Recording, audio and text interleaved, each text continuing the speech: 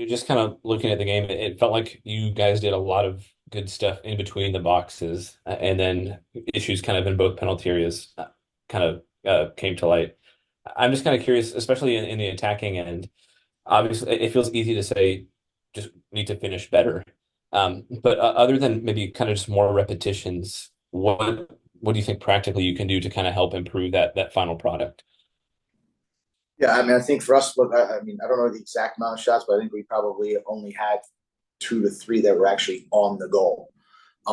And for us, that's the key is when finding moments and finding guys that are in positions that can execute. We can get in the penalty box. I think we're doing a really good job doing that, and we're getting numbers in the penalty box. But now it's creating like penalty box entries into shots on the goal, and we know if we're able to execute that. But if we only put two or three on the goal, the expectation is not going to be that we can get 100% success rate. So for us, that's the next step. It's just becoming a little bit more clinical. Again, I said earlier, the margins are thin right now. We have a group that's competing hard, but we also have a lot of guys that are injured or not available. And so I give a lot of credit to the guys out there tonight that competed in the group of 20 that was here on the trip. But again, we need to execute. We need to finish our chances and not concede in such a, I would say, in an easy way. Thank you, BJ. You're the best one to ask this question, obviously, because you work with the guys the whole week and you know the effort that is put into preparing a game like this. How much of tonight's defeat, especially because of the way the goals against happened, it seems like a self-inflicted defeat? Yeah, I mean, listen, we're going to win as a group and we're going to lose as a group. I thought the guys played it, again, started in the game that's really committed. And you're right. We concede an easy way. We don't back away from that.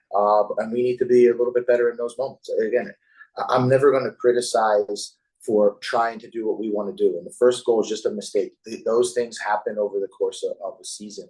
But the second one for me is a little bit more because it comes off of a throw-in, starts off of a throw-in.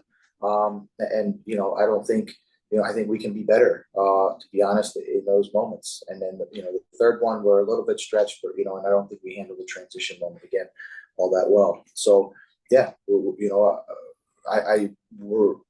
we concede too easily. Orlando was able to really execute, again, how many opportunities they were able to get in the penalty box and put on goal. So we need to do a better job in both boxes. That's where games are won. We know that, and we need to improve that. Hey, BJ, along those lines, you've conceded 8 goals in the last 4 matches. Have you seen any themes across those, or is it just a matter of individual mistakes throughout? No, for us, it's we're collectively need to get better defensively. We need to. I think as a group, we need to be a little bit more compact, a little bit more cohesive in the way we move, in the way we build pressure, and where we force the ball, and where we try to win the ball. So overall, I think that's an area that we're going to analyze here over this little break from the last 2 games, and find and look and find solutions together on how we could be a more difficult team to play through and not concede on such easy chances. And then obviously, can hope that we can continue to create enough goal scoring chances to score like I think we did early in this game. Yeah, BJ, I'm kind of curious, just from your end. Obviously, you're coming into the team with new ideas and kind of a new approach that you want to take, and obviously kind of a lot of excitement on that side. How do you kind of balance that with also just a team that has lost, I think, 8 straight in MLS and is probably just excited but also fatigued from losing? Kind of where do you find that balance? Yeah, I mean, I think this break could maybe come at a good time a little bit, so we can get that refresh and get that balance back. Again, I think we're a team that's, when I say we have a lot of guys that are committed here, but it's thin. It's thin right now with the amount of unavailable and injured players, and those are key players for us. We know that in the team, and so it's a next man up mentality here, and it's giving opportunities to guys, but at the same time, yeah, we're not happy with where we are. We're frustrated with where we are.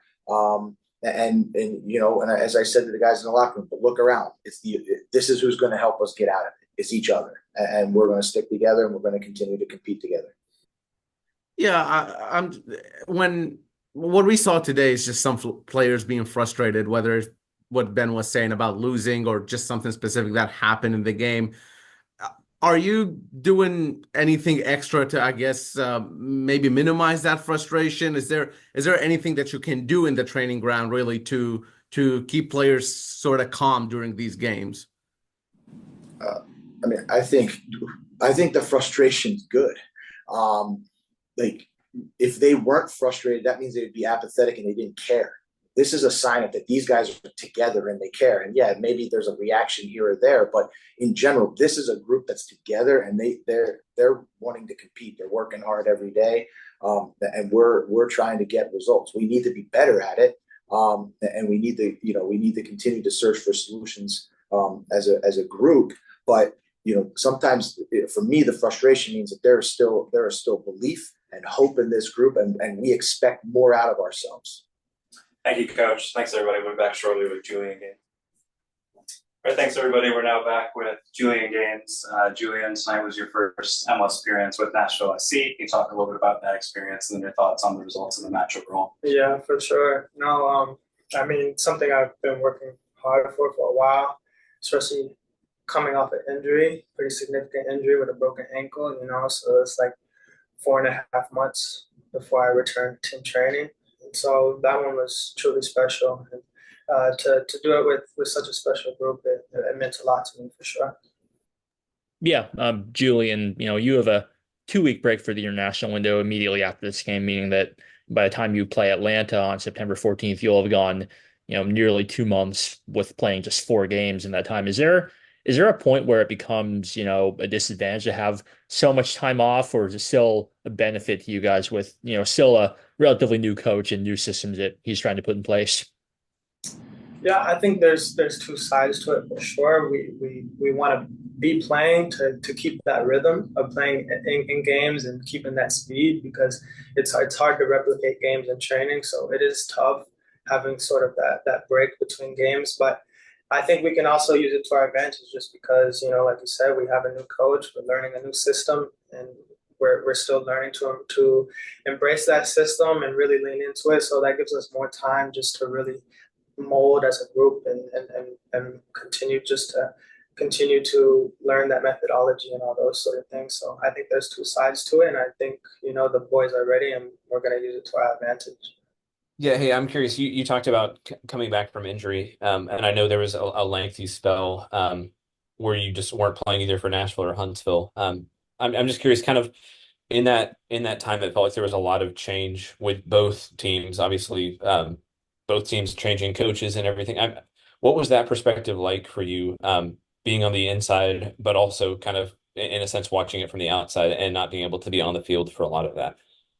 Yeah, I mean, it's definitely extremely tough. So I want to be on the field. I want to be, contributing to the group. So it's hard just to be, on the sideline, just watching. But I think, we've really been able to embrace change in this group, and there's been a lot of it this season. But I think the mindset is just to continue working and not allow the adversity to affect us and influence us.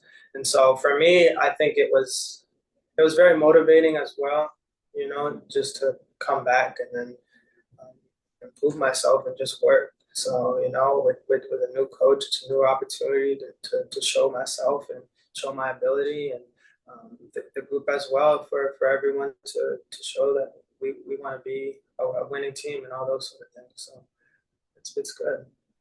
Julian, as part of the group, what has proven to be the most difficult part as a young player, like I said, as a part of the group of managing this losing streak? Mm-hmm. I mean, as a young player, you want to be in the place of those guys starting. So as a young guy, I've been just trying to ask questions. I mean, everybody, Shaq Moore, Walker, Jack, all these guys, just to ask questions, because I want to be where they're at, especially with injury. I haven't been in the mix, and coming back, I want to be in the mix. And so, especially as a young guy in this group, there's all the veterans and all those kind of guys really embrace the young guys and that kind of stuff. And so I think it's a very good mix of just those young guys that are hungry, and then the willingness to coach and advise from the older guys. Hey, Julian, can you just tell us if there is any sort of visible differences between MLS Next Pro and MLS, and what are those for a player like you? Mm-hmm. I'd say definitely for sure. There's a difference in just the sharpness in play. Guys are thinking 2 or 3 steps ahead in the MLS, whereas and Next Pro guys may take an extra touch to get the ball somewhere. So you have to really be tuned in and sharp, not only with technical ability, but I think the biggest thing taking the step into MLS play is your mind, and just having that ability to see certain things on the field, having that sharpness to know what you're going to do before you get the ball, because when you get it, somebody's closing you in. So I think the main difference between the two leagues is just having that sharpness in your mind.